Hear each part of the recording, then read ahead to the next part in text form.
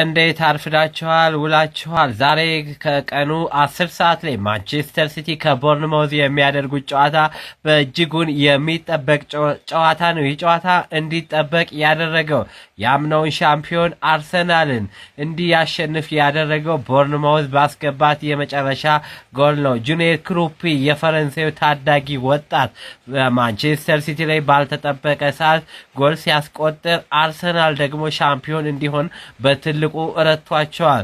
ሻምፒዮን እንዲሆን አርሰናል ማንቸስተር ሲቲ ከቦርንማውዝ ጋር ባደረጉት ጨዋታ አቻ ወይንም መሸነፍ ነበረበት።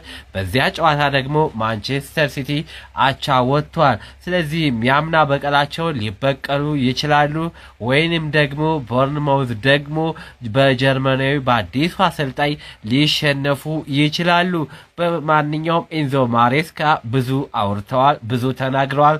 ሮድሪን መተካት እንችላለን፣ ሮድሪን የሚመስል ተጫዋች ሊኖረን ይችላል ብለው ኢንዞ ማሬስካ ተናግረዋል። ሌላም ሲናገሩ ማንቸስተር ሲቲ እንደ አርሰናልና እንደ ማንቸስተር ዩናይትድ አይደለም፣ በተሎ የሚነሳ ትልቅ ክለብ ነው።